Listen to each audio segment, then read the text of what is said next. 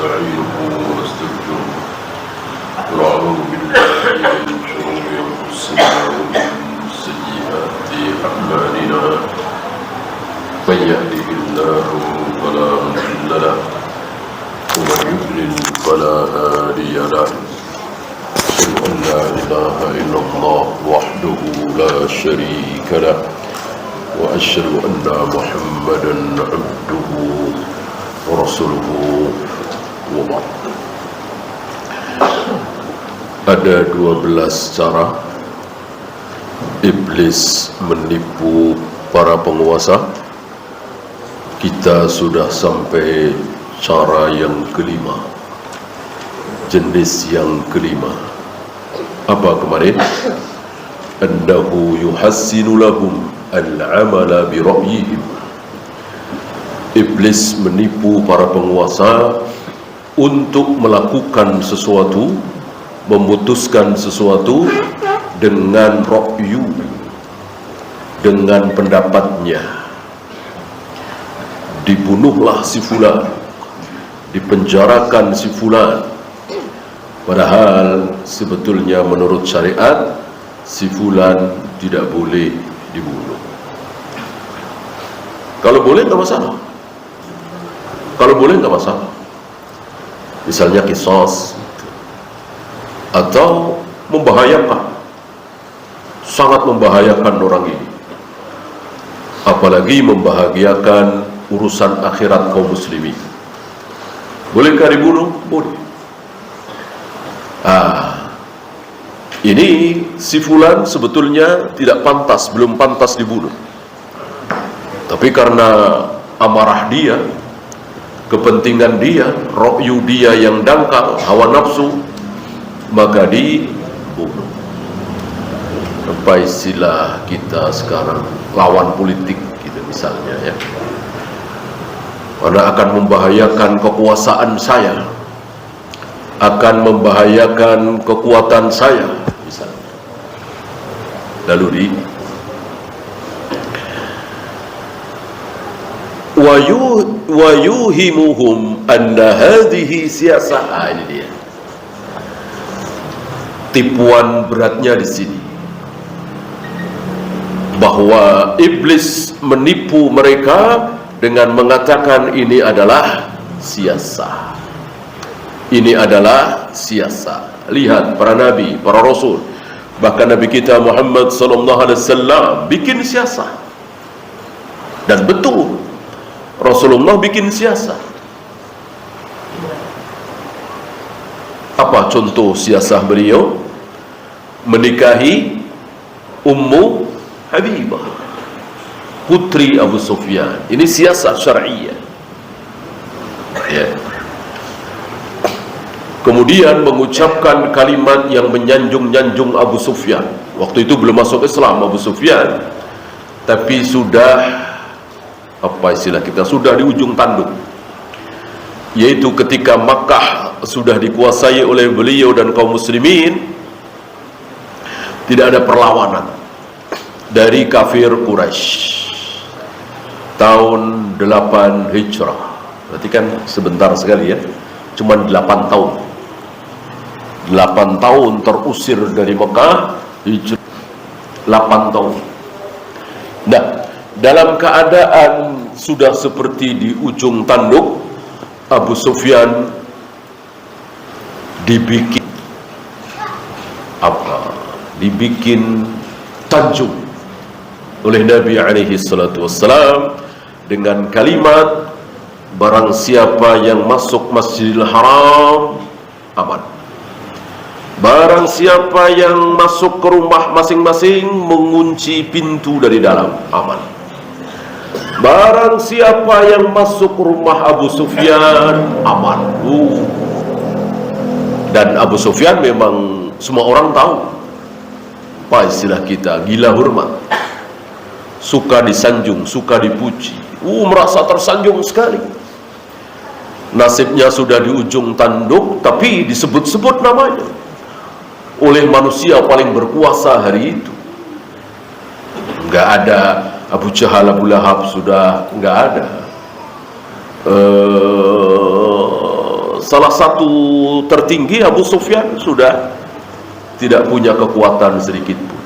Yang paling kuat adalah Nabi SAW masih menyebut nama Abu Sufyan. Barang siapa masuk ke rumah Abu Sufyan aman. Ya.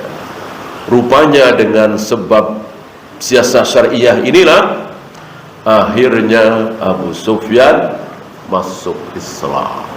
Nah, begitu kira-kira siasat syariah. Ya.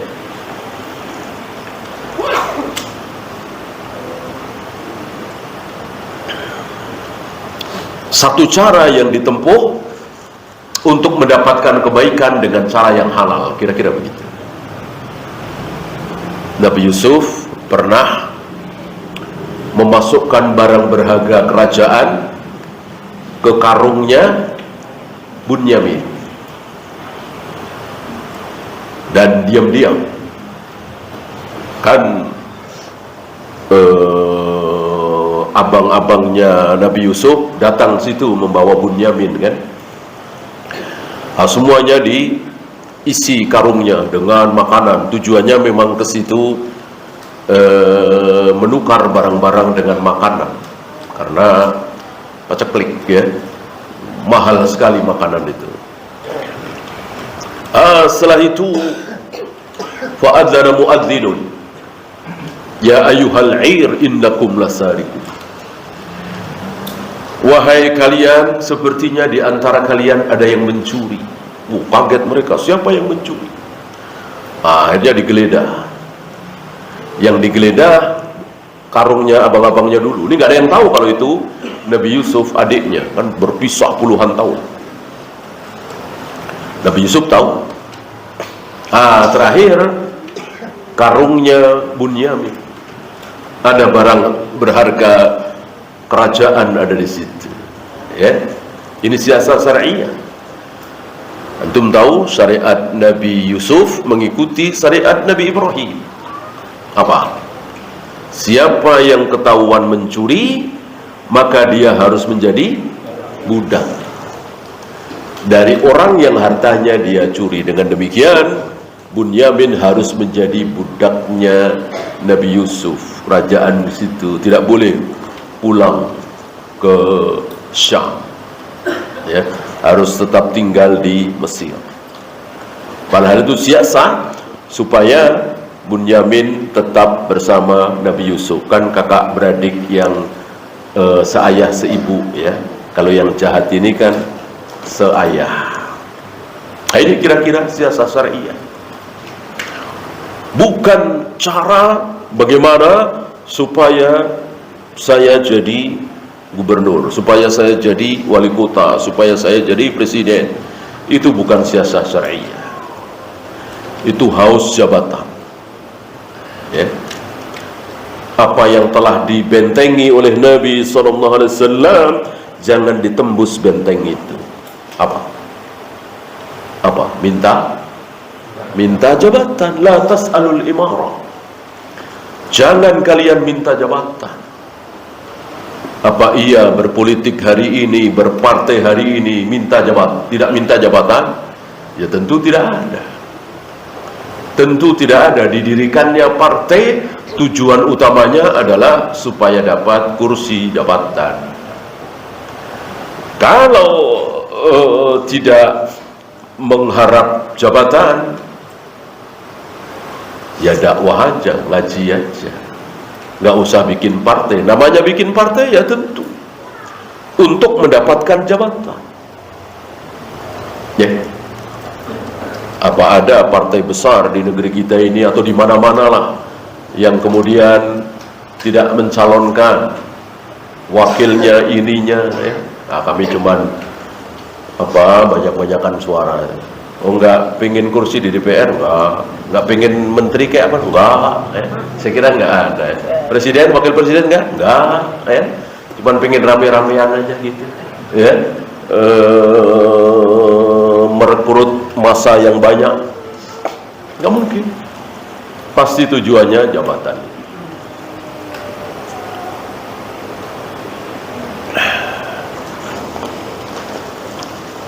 Wa tahta hadza minal makna, Seperti kemarin kita sebut sebagai lisanul hal. Di bawah makna ini, maksud daripada ini, seolah mereka mengucapkan dengan lisanul hal, anna syari'ata naqisatun. Syariat itu cacat. Syariat itu tidak sempurna. Tahtaju ila itmam, perlu disempurnakan. Harus ada yang menyempurnakan syariat ini, karena syariat ini cacat, belum sempurna katanya. Jadi apa yang ada di Al-Quran, apa yang di hadis, sabda-sabda Nabi alaihi salatu wassalam, cacat. Harus ditambah, harus dirombak. Tahtaju ila itmam, butuh penyempurnaan.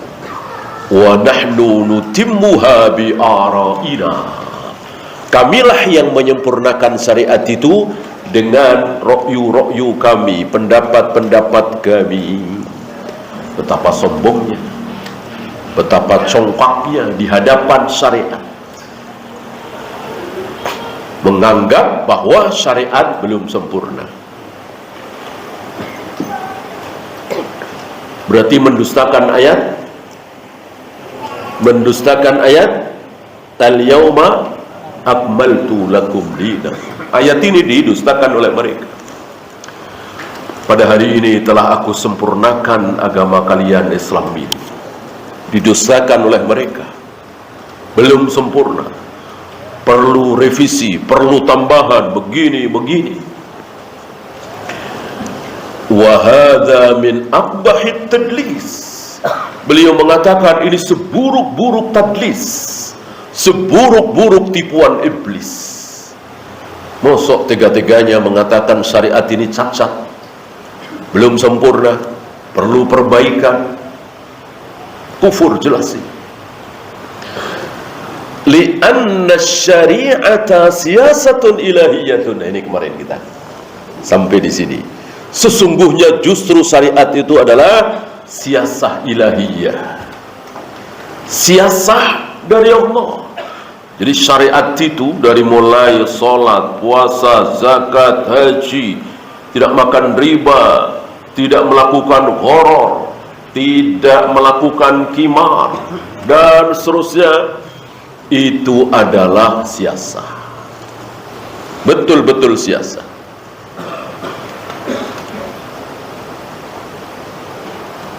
Ketika kaum muslimin serempak menjauhkan diri dari riba sejauh-jauhnya, ini siasah yang luar biasa. Luar biasa. Coba seandainya ini serempak dilakukan oleh kaum muslimin, luar biasa. Luar biasa. Akan muncul berbagai macam kebaikan. Jalanan tidak macet misalnya. Tukang-tukang rente, bahkan bank-bank ribawi gulung tikar, ya. Ekonomi kecil hidup gitu ya. Wah, kalau ditabung ada ribanya, mending buat modalin tetangga jualan bakso misalnya. Lebih hidup kan ekonomi ini. Yang ini jualan ini, yang ini jualan ini, jualan.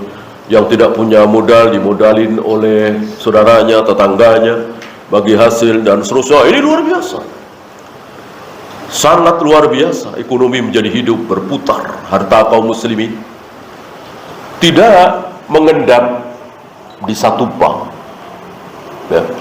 Entah berapa miliar, berapa triliun harta kaum muslimin mengendap di satu bank. Coba kalau diputarkan, luar biasa.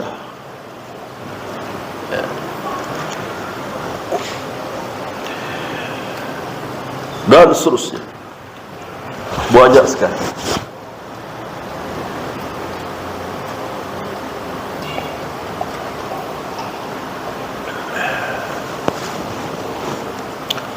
Bahkan keburukan demi keburukan terjadi itu gara-gara tidak mengamalkan syariat.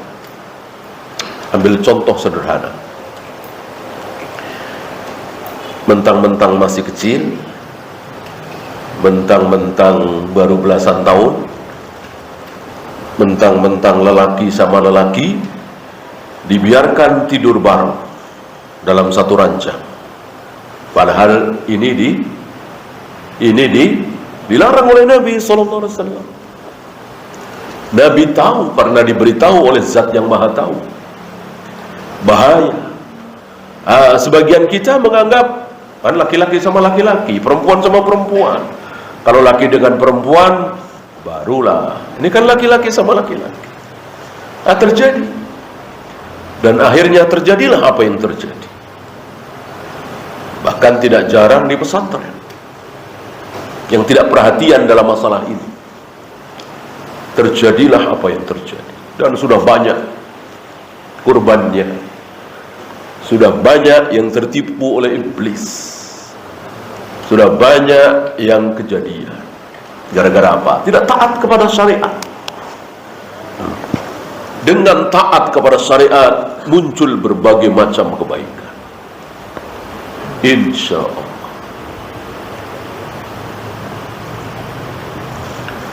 Coba kalau kaum muslimin jauh dari zina, apalagi LGBT. Adakah penyakit-penyakit itu? Penyakit-penyakit kelamin, penyakit-penyakit haid? Insya Allah tidak ada. Kenapa muncul keburukan seburuk itu? Gara-gara maksiat. Itu di dunia ya, Allah tampakkan sebagai pelajaran. Di mana nanti di neraka nggak ada apa-apanya hukuman di dunia itu dibanding dengan neraka. Penyakit kelamin, haid, akhirnya mati muda, nggak ada apa-apanya dibanding dengan siksa neraka.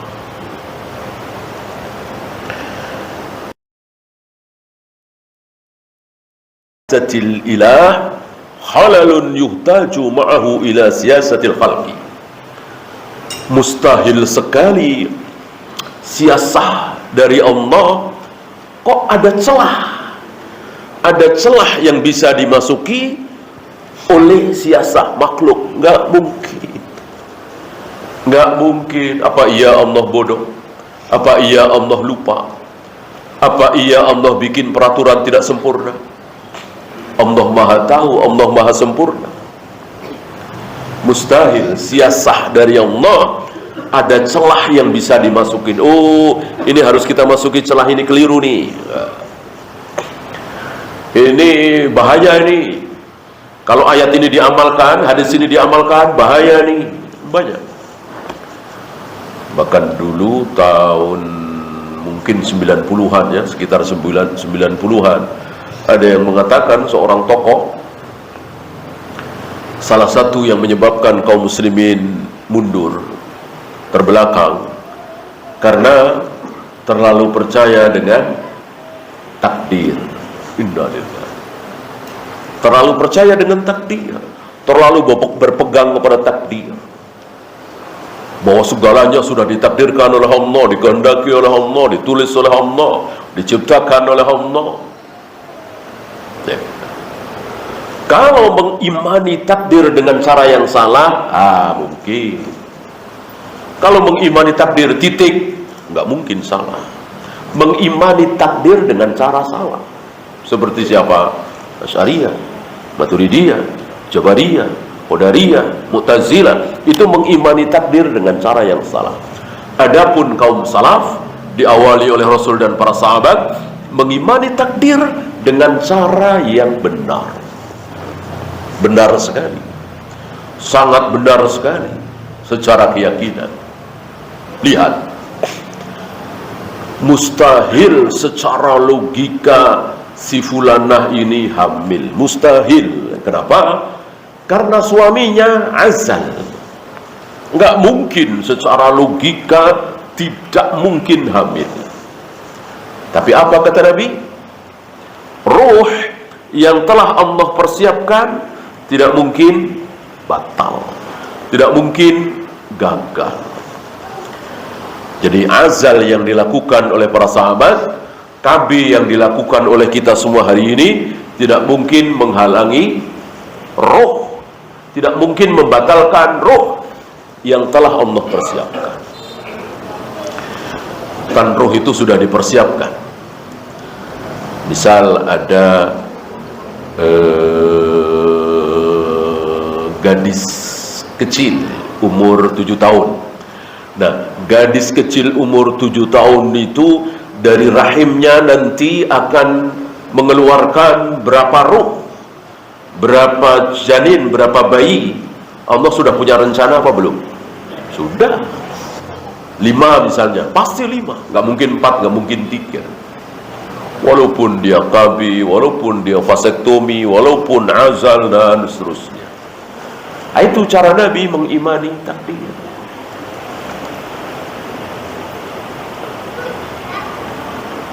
Tapi juga tidak diteruskan dengan oleh karena itu percuma kalian azal, nggak usah azal saja, haram, nggak. Artinya usaha boleh, usaha yang halal. Salah satu usaha yang halal adalah azal.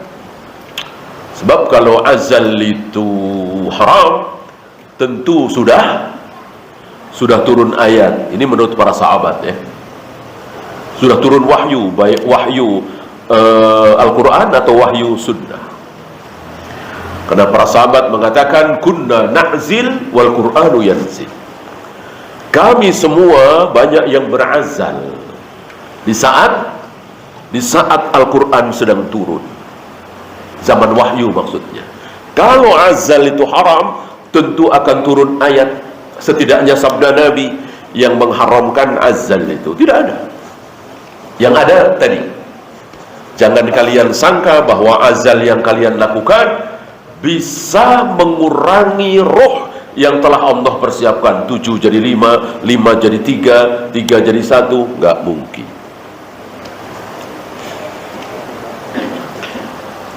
Kemudian beliau membawakan ayat ke-38 dari suratul An'am dan ayat ke-41 dari suratul Ra'du yang semakna.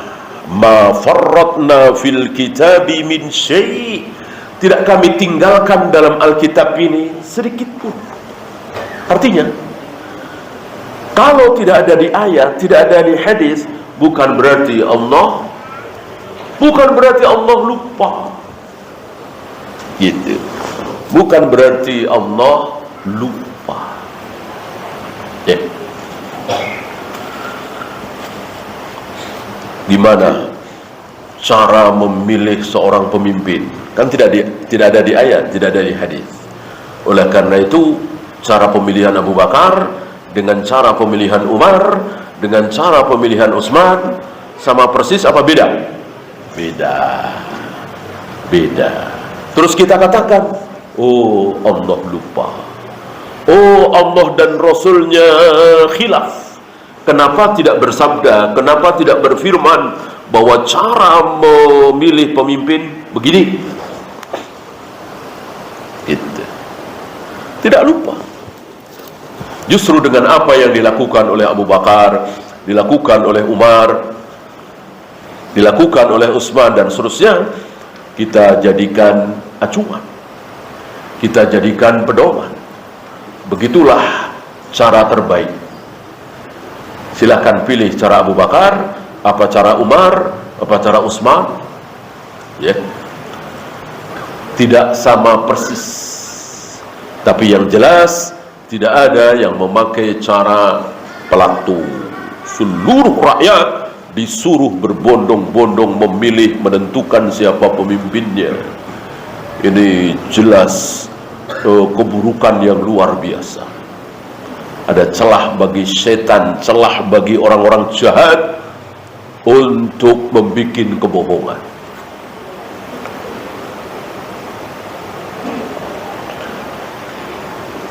La mu'aqqiba li hukmihi.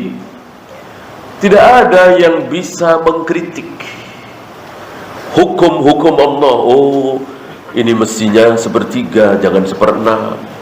Oh, ini lebih baik 1/2, jangan 1/4.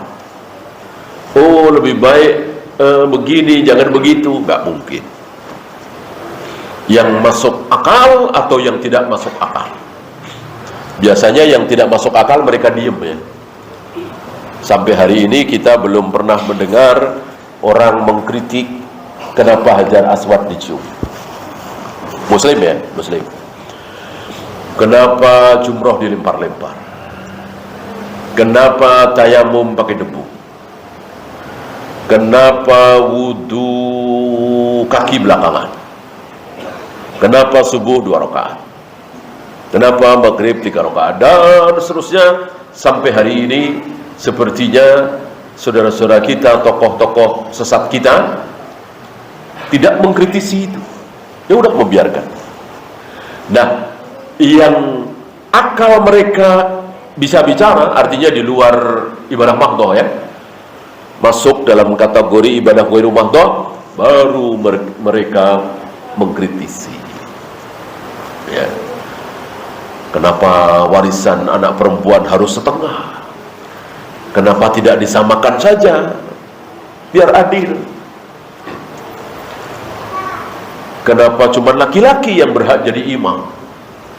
Kalau perempuan itu lebih fasih, lebih banyak hafalannya, dan di rumah, taruhlah di masjid nggak enak ya, ini di rumah,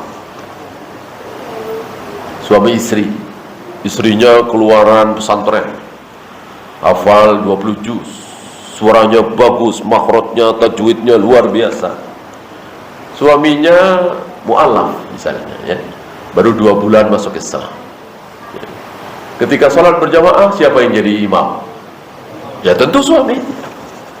Apa iya dengan pertimbangan seperti tadi kemudian bisa dibalik? Ya sudahlah, kamu saja yang jadi imam, perempuan kan lebih fasih, lebih banyak hafalannya. Kenapa ya mesti laki-laki yang harus jadi pemimpin? Kenapa perempuan gak boleh jadi pemimpin? Kalau dia cerdas, kalau dia pemberani, kalau dia mumpuni dan seterusnya, apa ia tidak boleh? Nah, yang ghairu mahdoh biasanya yang mereka tentang. Kenapa khalifah harus dari Quraisy? Kok jadi apa istilahnya?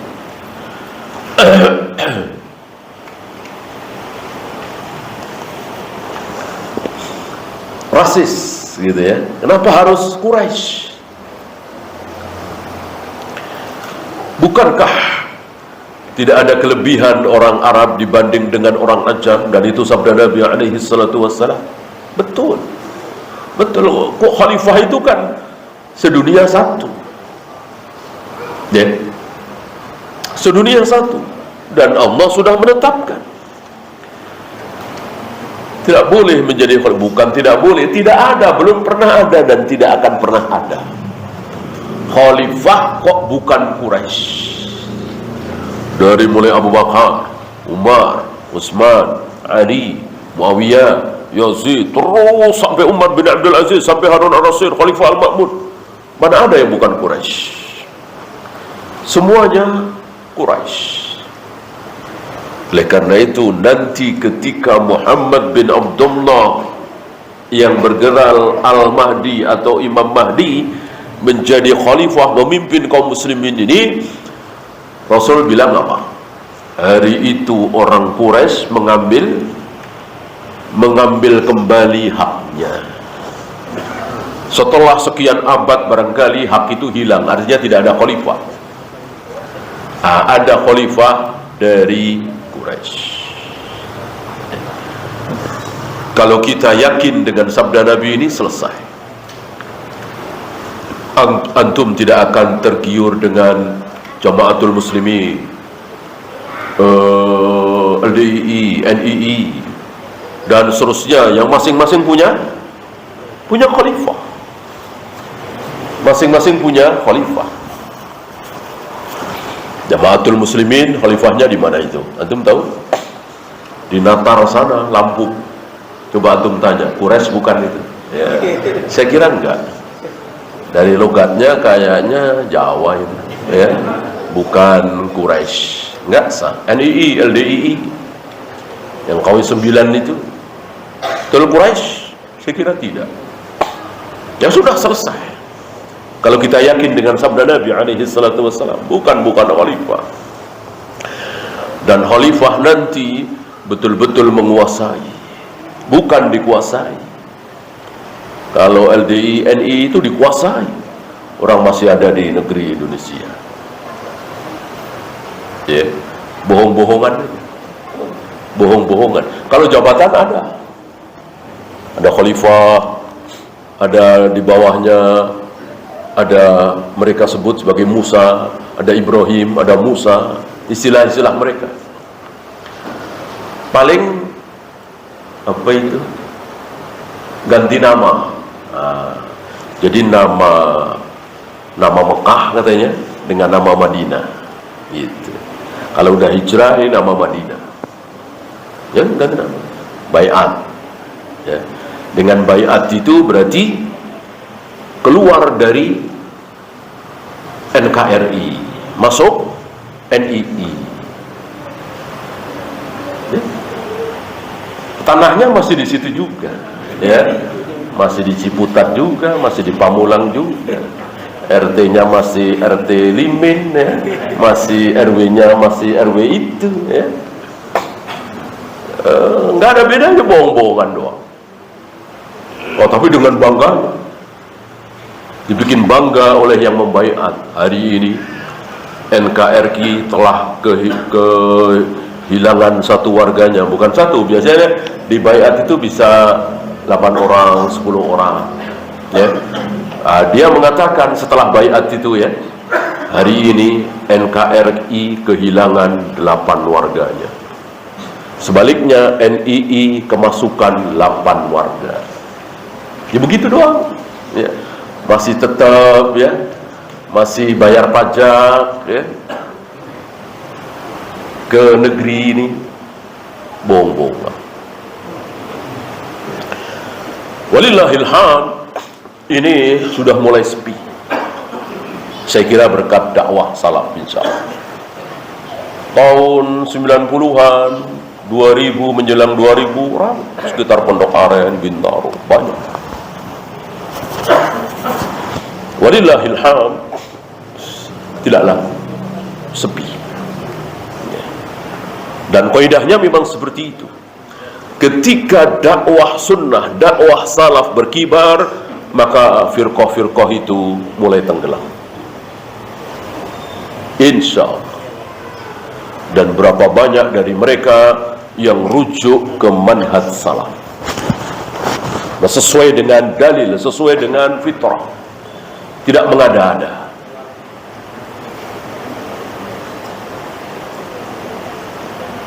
Dan para da'i salaf cuma menyampaikan, ini ayatnya, ini hadisnya, ini pemahaman sahabat seperti ini. Selanjutnya terserah Anda. Mau ikut ngaji ayo, enggak ya terserah. Enggak kayak mereka, enggak kelihatan ini. Di mana tuh? Panggil, telepon, samperin. Nah, kita bangga. Ya, kalau sholat barangkali, ya, mana enggak sholat ngaji, mau silakan, enggak sudah. Sampaikan saja. Mereka iya begitu, terus dicari. Gitu. Bahkan mereka ngancam, kalau Anda keluar inzal, maka kalau nanti Futuh Mekah, istilah mereka Futuh Mekah, ya, kalau kami menang, Anda yang pertama kali kami penggal lehernya. Nakut-nakuti. Dari dulu nggak menang-menang, ya kan? Dari dulu nggak menang-menang. Mana tentaranya, mana senjatanya? Bohong-bohongan mereka. Yang paling dahsyat itu mereka tidak mewajibkan sholat. Ini dahsyat sekali. Sholat itu nanti di Madinah. Sekarang kita masih periode Mekah. Nanti periode Madinah baru ada sholat. Kan Nabi di Mekah juga belum sholat. Kok jadi kayak Nabi mundur lagi, ya? Aneh.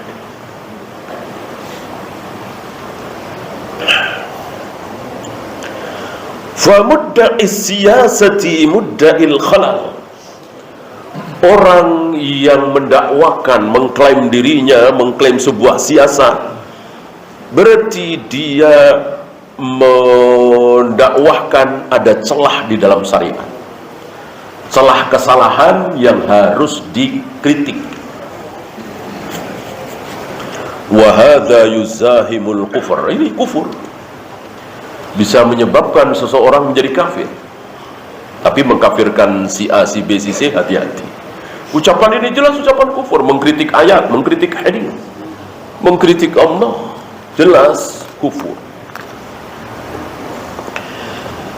Wa qad ruwina an adudid daulah. Ini ada kisah ajib ya, tentang adudid daulah. Jadi seseorang yang menghabiskan waktunya untuk negara. Jadi dia seolah yang terbesar bagi dia dalam kehidupannya itu adalah negara, mengatur negara. Annahu kana yamilu ila jariyatin. Satu ketika dia melihat jariyah bisa budak perempuan, bisa anak gadis ya. Mungkin saking cantiknya si gadis ini, lalu dia terbayang-bayang terus si adudid daulah ini, orang ya apalah istilah kita, orang politik lah ya, orang yang mengatur negara. Wa kanat tusgilu qalbahu. Si jariyah ini selalu ada di hatinya, terngiang-ngiang terus, teringat-ingat terus, mungkin saking cantiknya. Fa amara bitakrikiha. Ini gilanya gitu. Dia tidak ingin hatinya terus teringat kepada jariyah ini. Dia perintahkan pembantunya untuk menenggelamkan si jariyah ini. Innalillah. Suruh dibunuh. Bagi dia ini mengganggu konsentrasi saya mengatur negara. Sampai segitu tertipu oleh iblis. Li'alla yastagila qalbuhu an tadbiril mulki. Agar hatinya tidak disibukkan dengan jariyah tersebut, gadis tersebut, sehingga terus konsentrasi mengatur kerajaan, mengatur negara. Inilah manusia kalau sudah tertipu oleh iblis. Sekeji ini dilakukan, namanya juga tertipu, dan yang menipu adalah iblis. Wa hadza huwal jununu al-mutlaq. Ini kegilaan yang dipraktekkan. Gila kan? Gila, jelas ini gila, perbuatan gila.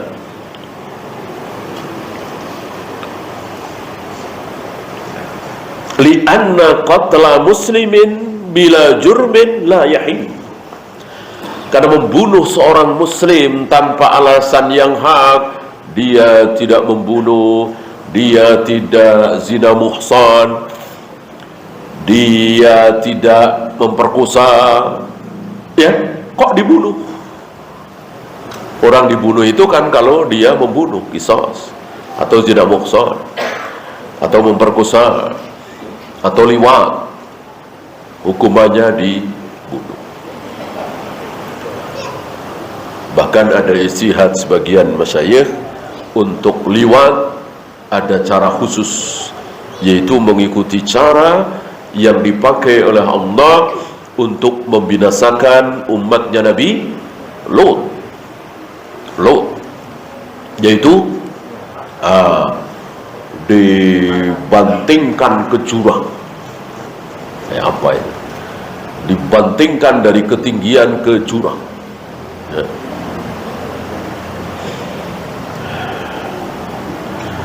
Wa'tiqaduhu anna hadza jaizun kufrun. Kalau dia meyakini, oh boleh nih, boleh nggak apa-apa dibunuh seperti ini, kafir dia. Ini perbuatan kufur, menghalalkan yang haram, mengharamkan yang halal. Hak dia katakan batil, batil dia katakan hak, syirik dia bilang tauhid, tauhid dia bilang syirik. Itu kufur kalau dia meyakini seperti itu. Wa ini taqadahu ghairu jaizin, kalau dia meyakini bahwa itu tidak boleh, keyakinan yang benar nih, lakinnahu ra'ahu maslahatan, tapi terpaksa dia melakukan hal tersebut karena ada maslahat. Karena ada maslahat. Sebetulnya tidak boleh, tapi karena ada maslahat jadi boleh.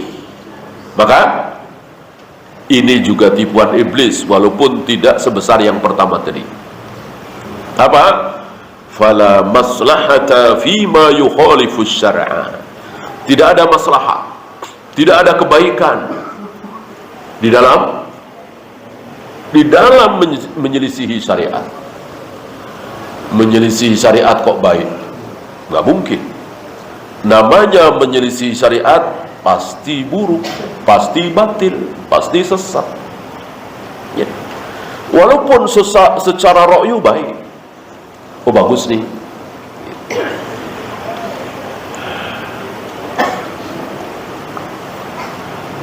Dan sering antum barangkali mendapati ya, menurut pikiran antum baik nih, karena kalau saya lakukan ini dia bisa bertaubat, mungkin dia bisa masuk Islam, mungkin dia tertarik untuk nyumbang masjid gitu. Tapi secara dalil antum tahu ini dosa. Apa misalnya? Apa misalnya? Bohong. Bohong kan dosa. Tapi kalau saya bohong, dia bisa masuk Islam. Karena dia sedang tertarik dengan Islam, cuman dia ingin lebih yakin kalau ada contoh. Contoh apa misalnya? Antum bikin contoh. Contoh yang antum bikin bohong. Cerita dusta. Ya. Setelah itu dia masuk Islam misalnya. Antum dosa. Ya, tidak boleh.